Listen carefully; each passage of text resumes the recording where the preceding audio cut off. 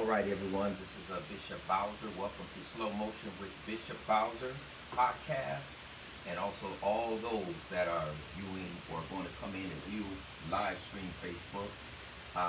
Right now, what I want you to do, because this is going to be a good show here, right?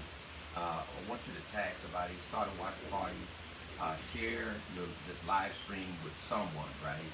And if you're viewing and listening to the podcast, we most definitely want you to share that podcast and get the word out. We're going to be talking about a couple subjects today. And when I posted what I was going to talk about, I'm going to do it in kind of a reverse order. And so my topics of discussion today, I'm first going to talk about my issues with defunding the police. And then I'm going to talk about why haven't I endorsed Barbara Bree or Gloria for Senator Mayor. And of course, I'm going to announce who I'm going to vote for, because they are in most of my districts anyway.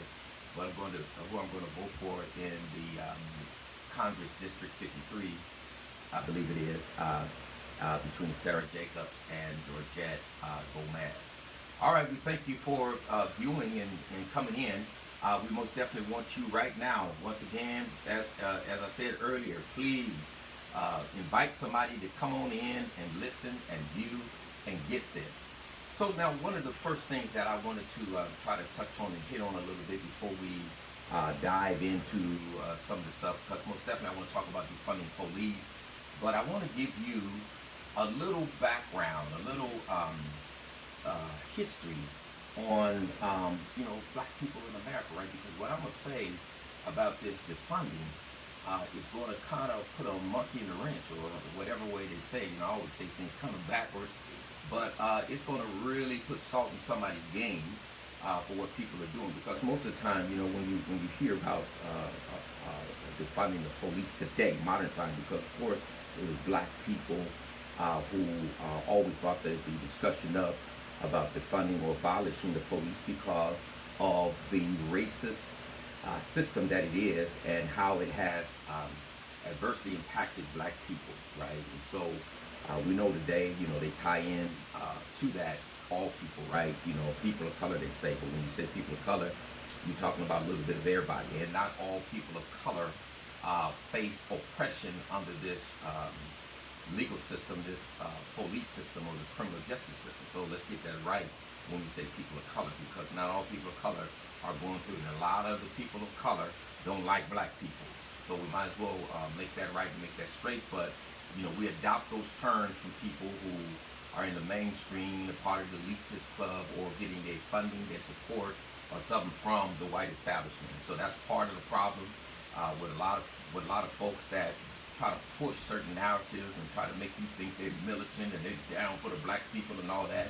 Go look at their funding sources, you see what they're really all about. That's what controls them, right? And so we can't let money control us. We have to be controlled by our principles. Those are the guiding things. So I want to share a little background information with you in regards to what my position is on defunding the police, and especially the way they frame in the narrative today, right? When they actually talk about what some people say, reallocating or redirecting those funding sources to something else, right? Then they start naming various different things, but they're not real specific in it, right? They're not as specific in anything when they talk about defunding the police, and when I touch on Gloria and Barbara Bree, they oppose defunding the police, but some of these same people who are out there really like, defund the police, we want blah blah blah, and they're supporting either Barbara Bree or Gloria, and they've made it plain clear that they're not going to defund the police. But here, before we get to that, I do want to get to my issues here, right? So, America, and we know this has been from the beginning, since its inception. I'm going to touch on that a little bit. But America wants to control black people by keeping us in this legal system, right? Trying to control us. So when you think about it and when you look at that, I want to give you some information about the criminal justice system. When you're talking about the prison system, I should say. According to the Prison Policy Initiative, the American criminal justice system holds more than 2.3 million people in 1,719 state prisons 102 federal prisons, 901 correctional facilities, 3,163 local jails, and 76 Native American country jails, as well as military prisons, immigration detention centers and facilities, civil commitment centers, and prisons in the U.S. territories, right? That's a lot. And when you, and now this is what I want you to take a bite on, right? 40% of people incarcerated are blacks, and which is a great disparity because blacks make up 13% of the U.S. population. Let me break this down for you just a little bit more. When you look at black men, right? Black men that are held in prisons in the U.S. prison system, black men in the U.S. prison system, there are more black men in the U.S. prison system than you have women, whether they're black, Latino, white, brown, the Asian, whatever, all women in the world. Do you hear what I say? There are more black men in prison in America than there are women in prison in the world. Now we know black women are treated, more black women in prison than are white women. But when you're talking about the most oppressed group, it's the black men. And then it ties into the black family because look at this. 1 in 15 black children has a parent incarcerated, right? Mother or father, compared to 1 in 40 children for the rest of the population. Now that's, so we got a serious problem that I believe is rooted in systemic racism, structural racism, institutional racism, which takes us all the way back to the inception of slavery, or I shouldn't say the inception of slavery, but slavery in America, right? And so this is what we call mass incarceration, and this is what mass incarceration has placed us in. So when you look back at 1619, the first black slaves were brought to America, as we all know. We just celebrated that last year, right? I shouldn't say celebrate, but we just went back and looked at it 400 years, right? They were brought to America, and from slavery's inception here in America, it has always been about first economics, right? Which become racial capitalism, and secondly, social control, which make blacks conform or being second-class citizens, either by law or social pressure. And thirdly, these two institutions grew into structural and systemic racism that we have today, right? When slavery ended, we find that when you hear people talk about state rights, right, or and the majority of the time when they say that, these rights are proclaimed when states want to oppress black people. That's what it's all about. Other folks get caught in that broad net that is cast out there, but the direct target are black people. So when we talk about that, blacks were asking for human justice when they were set free from slavery and did not receive it. Whites demanded white supremacy, and guess what? They got it. So, my brothers and sisters, after slavery and Reconstruction, you go to 1865 to 1877, crime and punishment changed dramatically. From state to state, new laws targeted black people to criminalize them. It was a crime for blacks to walk on the side of a railroad. It was a crime for them to speak loudly in front of a white woman. Blacks couldn't conduct business after dark. They would lock a black person up for not having a job or spitting. Only 10% of white people were arrested for crimes. The rest of black people, 90%, that's who was in the jails and who was being arrested. So southern states, after slavery, rented out prisoners to private industries. The 13th Amendment allowed involuntary labor or slavery. They called it convict leasing, right? They allowed that. So prisons became a source of profit. States began to enrich themselves to convict leasing. So they enriched themselves in slavery off of black labor, and now they are continuing to enrich themselves. So you got to look at this. Very enterprises such as brickyards, farms, lumber yards, mining camps, they bankrolled on the backs of black bodies, which a third of them were younger than 16 years old. Moving into the 20th century, freedom for blacks were replaced with the constant threat of prison, assaults, and lynchings. For black, it was a life of death. It was a life or death situation every single day, right? If you slip up one time, you're gone. They falsely accused and convicted, ordered to pay fees and fines. They couldn't pay the courts, so whites would make black people or whites would buy them and lease them out for labor because they couldn't afford to pay the fees. So from 1910 to 1970, 6.6 million black people abandoned the South for the promise of work and a life free from racist persecution in the industrial North. That's where they started fleeing to. But they discovered de facto segregation, right? In reality, it was segregation. Into ghettos, degrading and exploited jobs of lower wages than their white counterparts, and they continue to be oppressed, right? Then you go to Civil War. Civil rights, right? During the Civil Rights Movement, there was an uprise in fight for justice among blacks. You know, people like Malcolm X, people like Martin Luther King, the Black Panthers, you know, Angela Davis, whole bunch of folks started rising up on the scene, you know, in the Civil Rights Movement. Some had different ideologies and philosophies about how it could be done. But of course, defunding prisons came up then too. Abolishing the prisons came up then. And we know that there were several people that was talking about that, right? So one of the things that happened was, you know, because folks like today, during the protests, you know, of the various black folks that are being killed, whether it's George Floyd or Breonna Taylor, folks are in the streets, they're protesting. And of course, sometimes they get violent and things happen, right? The same thing was happening back in the 60s, right? And guess what happened? To quell this, in 1965, Lyndon Johnson signed the Law Enforcement Assistance Bills. It provided federal funding to police, courts, and prisons to fight against quote-unquote crime, right? And supposedly support the rule of law and order. This act changed the face of policing and prosecution, which took mass incarceration to another level.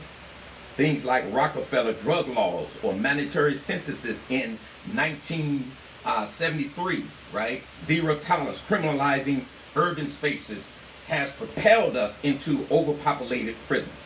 Even when you look, the mid-70s, race oppression erupted in the legal system, where you had white supremacy systemically and structurally targeting black people specifically, and some brown folks got caught up in that too. We must not forget about the Violent Crime Control and Law Enforcement Act of 1994, which was the largest bill in the history of the United States, which further increased mass incarceration. And that's Clinton's bill. I talked to a high-ranking law enforcement officer not too long ago, and he got hired during that time. He said he got hired under that funding because federal funding came to local police departments where they can hire police officers and get them equipment and cars and put them on the streets, right? And he said the thing that they were told back then was arrest and put in prison as many people as you can. And when the black culture is criminalized, guess who they're going to target? Of course, white people got caught up in it. Of course, brown people got caught up in it. Of course, different people got caught up. But the mass majority of the people that got caught up in that were black people, right? And that became a part of the problem. And I'm gonna show you this. So it wasn't until recently that the race war of oppressive systems coming against black people turned into a civil war. That's what we're in right now. You have on one side within this system those that believe in being tough on crime. People like Kevin Faulkner. Every time there's a bill that comes out that wants to reform the criminal justice system, he's the first one that want to come out and speak out against it. Now he's opposing or supporting Prop 20, which will turn back the clock on Prop 47, Prop 57, AB 109, and other different type of bills, and make more crimes violent and so on, because he don't care about black people. And that's the thing that I still can't understand today, why many of these pastors want to still support him and they never call him out. You can't sell us out like that. And that's ridiculous. You know, Kevin Faulkner, but I'm going to show you that Todd, Gloria, and Barbara B may not do that, but they still going to be a problem if we don't deal with it. And got a lot of black people supporting both of them, and it's going to be a problem with that if we don't really take a deeper look. But but when you talk about it and you look at Kevin Faulkner, that was part of the problem. He supported that, being tough on crime. But on the other side were some waking up and saying being tough on crime is not a virtue, and we must offer our citizens hope rather than handcuffs, diversion, treatment, rehabilitation, fairness rather than punishment. That's what we got to offer them, hope rather than handcuffs, and diversion, treatment, rehabilitation, fairness rather than punishment. And that's what we should be doing. So as I get and tell you my position on what I'm dealing with in defunding the police, I just want to bring out some disparities here so you can understand this. The disparity in the criminal justice system that has led to mass incarceration of blacks has been perpetuated by police and prosecutors. Now, somebody said an interesting thing, I think it was on Twitter, and I said, that brother got a good point. He said, what is a progressive prosecutor? You still locking people up. You still getting people sent to prison. You still part of enforcing white supremacy. I don't care how progressive you are, or prosecutors or what have you. We appreciate you, being more towards diversion and treatment and things like that. But you talking about a prosecutor, they still got to prosecute you, and there's still a lot of innocent people going to prison, and still a lot of people being sentenced because the judge is the one that's sentenced, and being sentenced unfairly when you compare it to white people. So look at this, my brothers and sisters. Blacks are more likely to have their cars searched than whites. We know that. Data proves it. They are more likely to be arrested for drug use. We know that, right? 35 to 45% of the people that are in prisons for drugs are black people, which only make up 13% of the population. We narrow it down to black men, is about 6 or 5% of black people, right? So that's horrible, right? Look at this. Blacks are more likely to be jailed while awaiting trial. You ain't getting no bail now, and a lot of times your bails are raised so high you can't even get out, right? Blacks are more likely to be offered a plea deal that includes prison time. That's why we have so many folks that are out now when they're formerly incarcerated. They have so many stumbling blocks to overcome when they get out because of their criminal record, right? And that's part of a problem. Blacks are more likely to be excluded from juries because of their race. We'll see what this new law does, but I guarantee you probably won't do too much, especially the way they write things down. I get exempt I get kicked out of a jury all the time because of my background, right? They go into, so they don't look at where you are now. They try to find some spots in your past and use that against you and kick you off the jury pool, or being on the jury. So blacks are more likely to serve longer sentences than whites for the same offense. We know that, right? And one of the things that I was talking about the other day, I think yesterday, is that when you look at cocaine use, white people, 80% of white people use cocaine. And all the crack cocaine, when you look at crack cocaine, 25% of cocaine is crack cocaine. But of that 25% of cocaine, crack cocaine, only 5% of black people use that, right? 5% of the black population use that versus 3% of the white population. So blacks are more likely to be disenfranchised because of a felony, right? Blacks are more likely to have their probation revoked. And that's one of the things that Prop 20 is going to do, is instead of folks going to jail or whatever, or they get in trouble with their probation, you're going back to prison. And so the United States has a shameful history of criminalizing and dehumanizing black Americans, and San Diego, and it is or I should say California is the epitome of that. And you bring it down to San Diego, same thing. Dr. Shirley Weber said one time that California has the largest prison system in the world. Not just in America, but in the world. All right? And you say this is a progressive liberal state. So let me show you some data on arrests from Sandag, right, of 2017, the latest data that I have. It talks about most recent arrests, right? It said arrests for white adults, 31.2 per 1,000. Arrests for Hispanic adults, 34.2 per 1,000. That's almost the same. We say, black and Hispanic, black and brown, and things like that. But look at this huge discrepancy. Arrests for black adults is 122.9 per 1,000. So for whites, 31 per 1,000, Hispanics, 34 per 1,000, and blacks, almost 123 people per 1,000. That is a huge discrepancy. Most of you saw the district attorney's report, the 25-year review on police shooting. Blacks are 7 times more likely to be shot by law enforcement in San Diego County than whites per 1,000 people. When blacks are treated more harshly than whites, research often confirms racial bias, implicit and explicit, are partially responsible for that, right?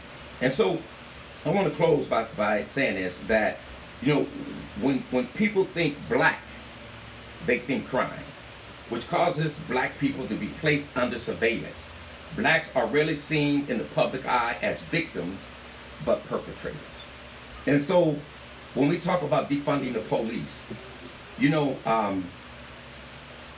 when I really started hearing that term this year, you know, and paying attention to it was this year, but it has a history behind it as far as defunding the police. But it gained momentum this year. You know, a lot of people's talking about it, defund the police. And those that for abolition, I've always heard of abolitionists, right, talking about abolish the police system. And I'm all for that if we can come up with a new way to something to replace it that will keep the community still safe, right? But the thing of it here is that blacks are always looked at perpetrators and not as victims. So then we have black men, black women being killed this year by the police. And when they saw that George Floyd thing and that 9 minutes of this guy killing them, right on TV or on the video.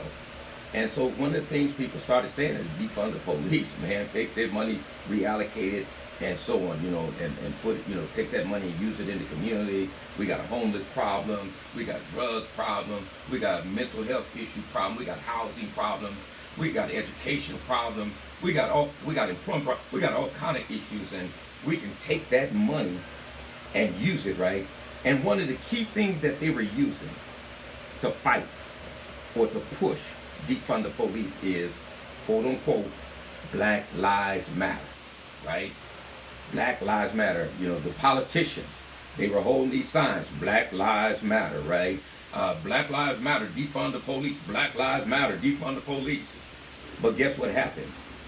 When they talked about where those resources going to be reallocated to, it sure wasn't to black people, right?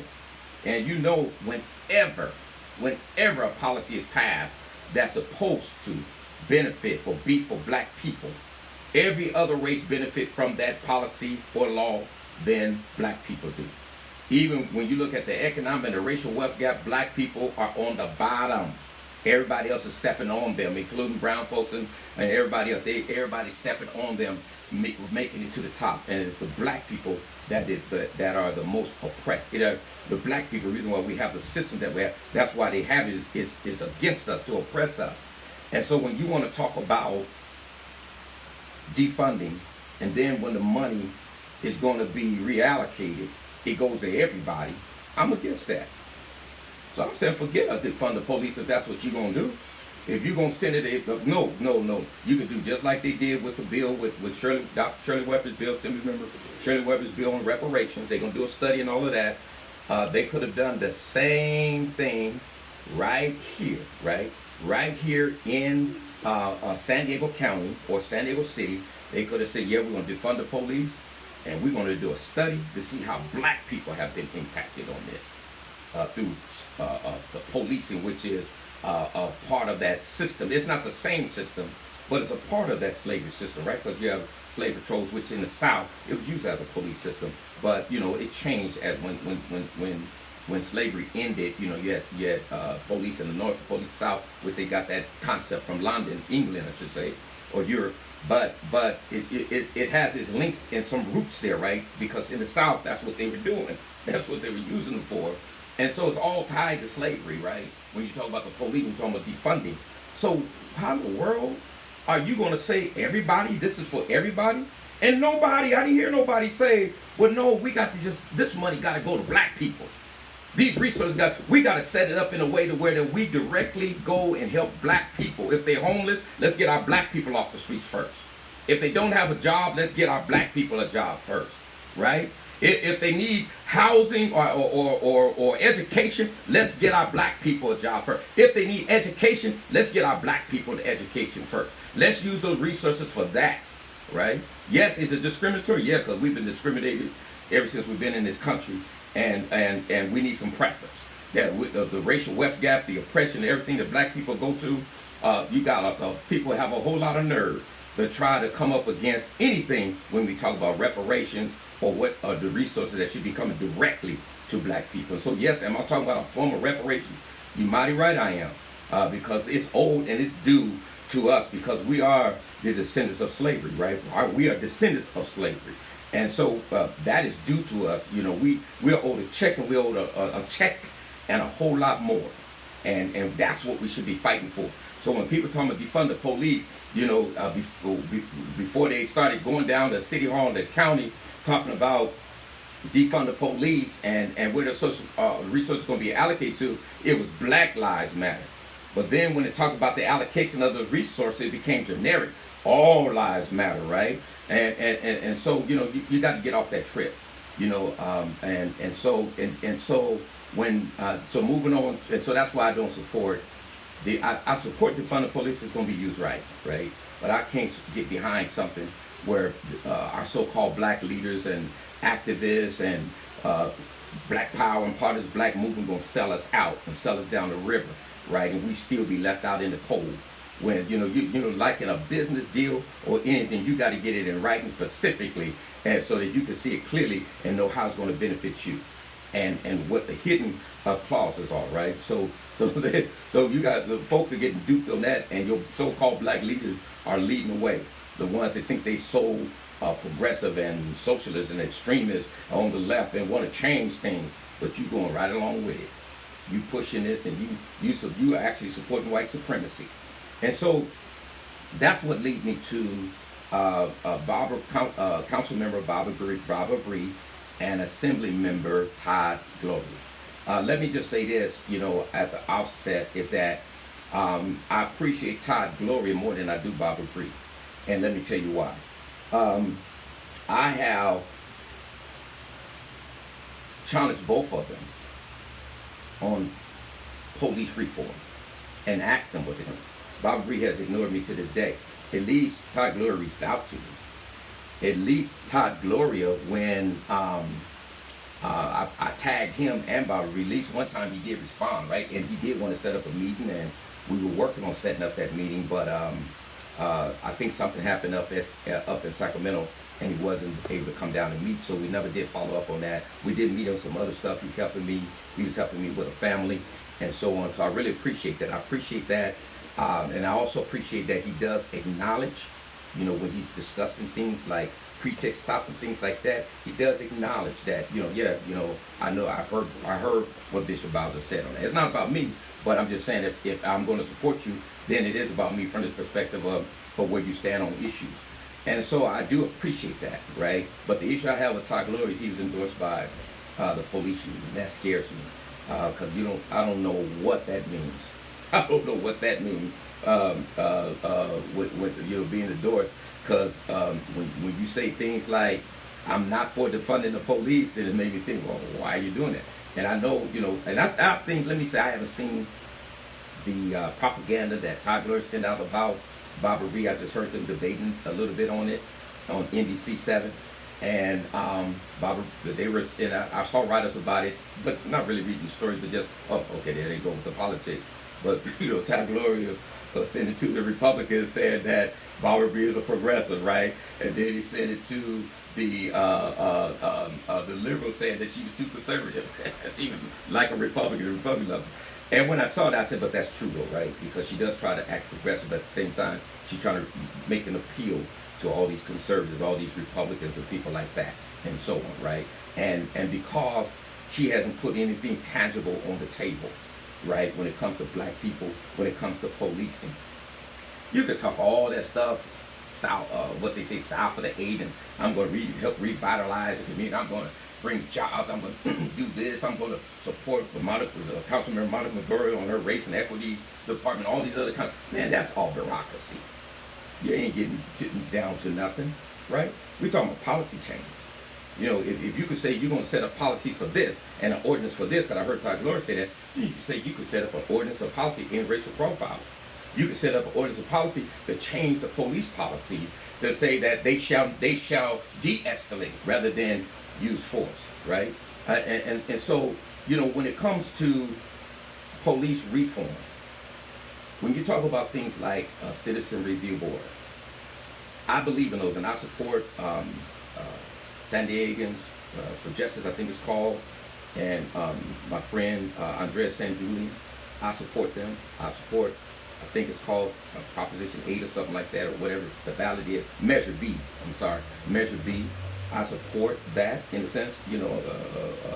I think it should get passed, but it's not going to change how police are policing the community.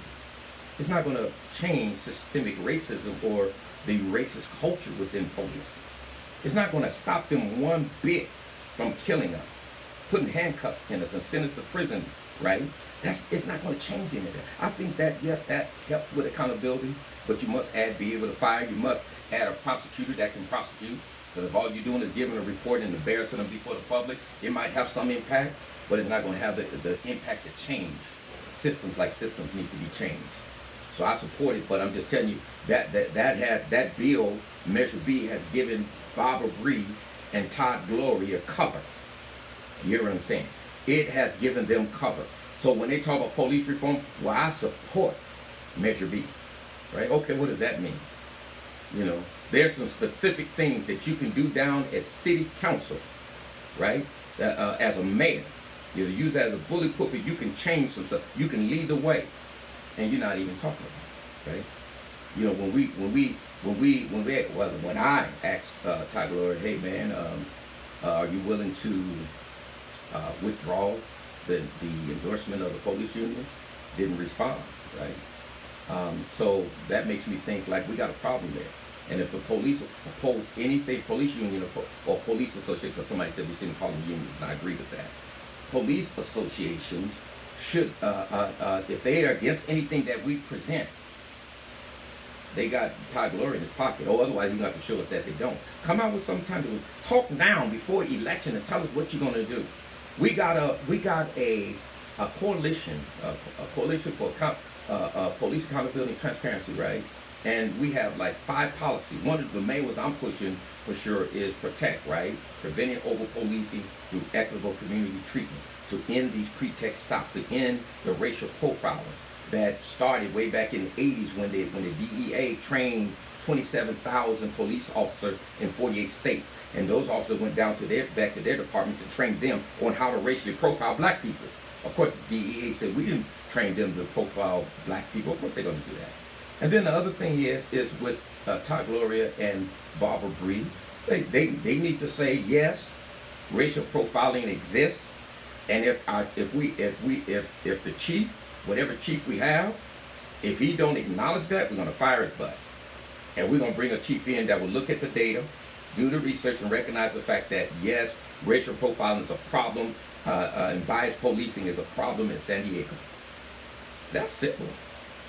It's simple to get behind some of this stuff rather than speaking in generics and hiding and not really being specific about what you want to do. So then nobody can hold your feet to the fire when they come around. Oh, I did reform. See, we got Measure B. Oh, I did reform. See, we did this little de-escalation trainees over here and all this kind of stuff, right? And we're still getting killed. We're still going to prison. We're still struggling, because of that, to get a job, to get an education, to get housing, all these different things that impact us, right? In every situation, right? Even if a family member die and you got to get that child, and they get caught up in the social system, if you got a criminal record, you have a problem even adopting your own loved one, right? Because of a criminal record. It's so deep when you talk about how from slavery to now, how the criminal justice system has messed us up. And Todd Gloria and Barbara Bree, they're hiding. They're not really acknowledging that. And we got black people that's supporting both of these people, right? And I'm sure they're listening to y'all. Or maybe they're not. Because, you ought to know that there's some things they ought to come out publicly.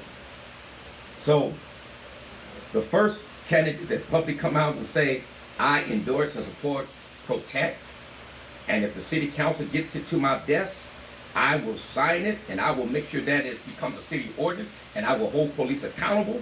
Hey, you got my support. Whoever come out first and do that, Todd Gloria or Barbara Bree, that's all you got to do. That's something simple. We're not asking for a lot. I'm not asking for a lot. We can begin there.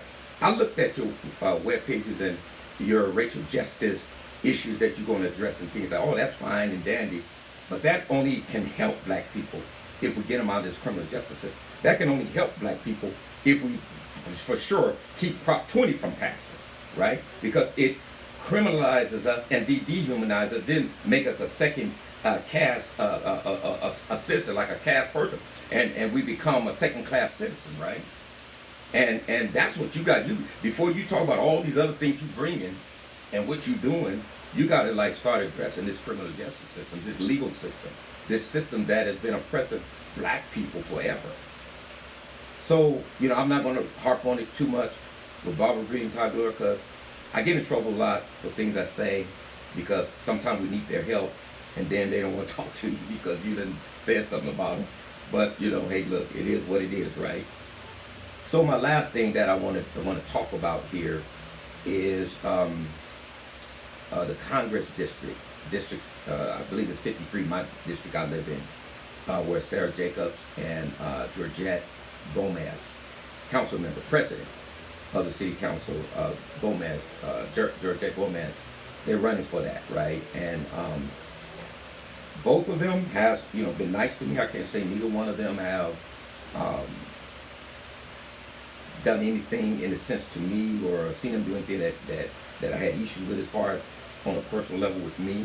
When Georgette first launched her campaign, they reached out to me, invited me to their campaign launch and all that. I didn't go, of course, because I learned a huge lesson in supporting Nathan Fletcher and endorsing him. I endorsed him before a lot of other candidates came out. Then there was a couple of black candidates that announced their candidacy. I knew one that was possible was going to run, but I made a commitment to Fletcher, and when Kim Marlboro and Passion came out, and so I would have rather support one of them, support one of the brothers. And I felt bad about that because I had already put my word down. I wasn't going to go back on my word. I wish I would have though, because he's selling us down the river too. You know, still tied into the white supremacy. He should be concerned about COVID-19, but there's a whole lot of other issues going on. You got a lot of black people that voted for you. That's all I'll say about that. But back to Georgette Gomez and Sarah Jacobs. So I don't have an issue with Gomez. I went to a meeting a couple months ago. I think it was even before the breakout. Yeah, it had to be before the pandemic, with Sarah Jacobs. You know, they had some kind of luncheon and we was invited. I really liked what she was saying, what she presented there. And we had some pastors and different folks there asking some tough questions, you know. And she held her own in that. I was very impressed with her holding her own and things like that. And I really like Georgette also. But, you know, here's the dividing line for me, right? Because I really have an issue when we talk about we want to reform police, and then we drag our feet. And then we throw out little things like, oh, we got the CRB, we got the Measure B. I know people look at it different from me, but to me, like, that's not going to change the way things are going on in the streets. And when you talk about the way we are police the street, it's not going to change it. Whatever. Go look at some of the places where they have some of this stuff. You still have police brutalizing black people. That's not going to change. So that's why a lot of people, when they say abolish the system, I'm all for that. Abolish it. But please, let's sit down and come up with an alternate plan before we do that, so we can make sure we keep the community still safe and healthy, right? But when I look at police reform, and when I Sarah Jacobs, because she's not a politician, she got the upper hand, because you can't look at a record and you can't say, well, what about this, and so on. So she got upper hand on that, and you know, I did meet with her. I really like Georgette too, but I was waiting, right? I was waiting. I was leaning towards Sarah, but I was waiting for Georgette because she had been fair to me in the sense of how she treated me, things like that. So I was really waiting on her to do something about police reform and Measure B. You know, that should have been passed at the last city council. You know, they dogged us out on that at the city council before Georgette got in there, right? This is probably first time. A lot of these folks, Andrea St. Julian, been working on this for years and years, right? And so that should be on the ballot, and that should have attention, right? I'm not saying that's for sure. But what I am saying is that don't change how the streets are policed. You know, that's the back end, that's not the front end. And Georgette, as the president for at least a year and a half, almost 2 years, have not really presented anything. So you know about protect. You can't put everything on Councilmember Monica Montgomery. You know, she's one person. You know, you the president. You got muscle. You know, unless y'all in cahoots together, but y'all, man, we've been working on this for about 3 years. I would say at very minimum of 3 years to protect the any pretext, stop the racial profiling, things like that. We've been working on that for a while. And every single time we think it's about to go forward, it get pushed back for something else, right? Again and again, it got pushed back for the smart street light, got pushed back, always getting pushed back. And so I'm starting to believe that maybe they just jiving us don't want to get passed. But one thing is for sure, this is going to hurt Georgette in vote. And I'm going to vote for, I endorse and vote for Sarah Jacobs because I believe that, you know, she will do the right thing in Congress. We got a lot of stuff that needs to be done up in there and reform and things like that. We're going to see how things happen. Where if things turn around in the Senate and get another president, we can really sit down and have some meetings and start changing some things there. And so I'm really looking forward to that, but I can't really trust Georgette in that because of what she's doing in city council. And so now, you know, we don't know when we're gonna deal with protect. I mean, we have some ideals, but even now, I think that some of those dates might be. I can't tell you what the dates are, but those dates might be pushed back even more, and we'd be in 2 years. Then it's election time again, right? These folks been jiving, and she's the leader. She's the president of the council. Don't be trying to have cover on the Councilmember Monica Montgomery. I should have said Montgomery. Sorry, Step. Monica Montgomery Step. Forgive me for that. In City Council, she's on the Public Safety Liberal Neighborhood Committee that handle all public safety issues, which deal with police, deal with fire, lifeguards, all that kind of stuff, right? And all the different things like whether it's body cams or surveillance cameras and things like that. That is one of the committees that deals with a lot of that. And so they always say, Monica Montgomery, you know, we don't council member Step now. You know, we're gonna follow her lead or what have you. I'm not buying that. I'm telling you right now, I'm not buying that. And you could have done something if you really care about what's happening in the street. So that's why I'm supporting Sarah Jacobs for Congress. I'm going to vote for her. She's in my district, so I have a sway in that. Saying that. And I know a lot of folks in the Southeast and different areas like that. Her district stretch out to a lot of different places, and I know they're going to vote for her. And so that's what I want to talk to you all about today. I don't want to hold your time up. I hope